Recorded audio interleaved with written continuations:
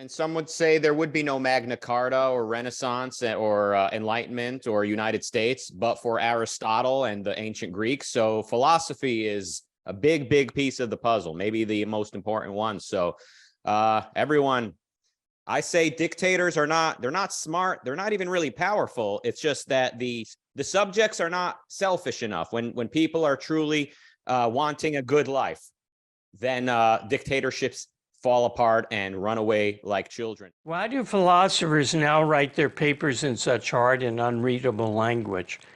It is often the case that a paper says nothing, being 70 pages long.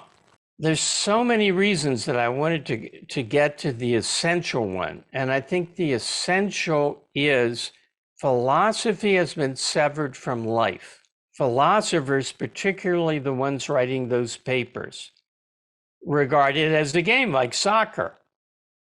And the way you score a goal is by recognition from your colleagues and advancement in the academic pecking order. And the only way that you can do that is to publish. And the more you publish, the better. And you don't want to be understood, because if you're understandable, it looks like you're simplistic. You need to know, how do I know? And you need to bring it all the way back to a ground level. So with Montessori, there's not just books in the classroom.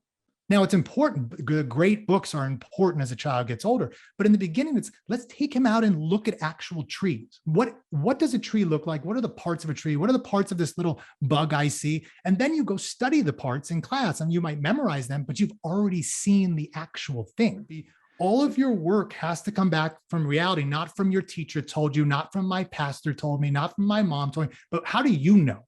So that's where I would say Montessori it's the only approach I've ever seen, and it's Aristotelian explicitly. Montessori is a huge fan of Aristotle, and she says, whatever is in your mind first came from the senses.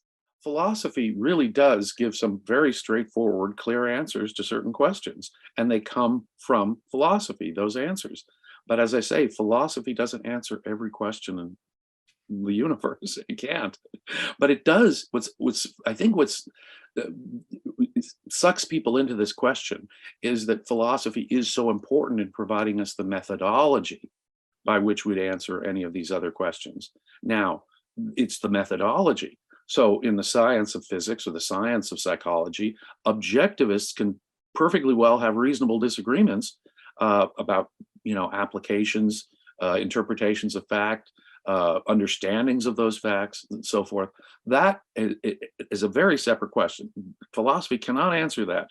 It can give us the means, it can give us methodological guidance, it can tell us about our basic values, but it cannot answer the specific questions of science. And so we tend to think, well, objectivism's got the answers to everything. No, it does not. Again, like, my problem is how the West generally deals with these countries. All of a sudden there's a World Cup in Qatar. So all of a sudden we notice that women are second-class citizens and that homosexuality is illegal. Like, this was no secret up until the World Cup. And Russia invades Ukraine. So all of a sudden we have a problem with Russia. I mean, we generally should have an approach to evil countries that, do evil things to their own citizens, even if they're not about to attack us, of not recognizing them as legitimate regimes any more than we would recognize a gang that takes over a neighborhood as the official, police or government of that neighborhood.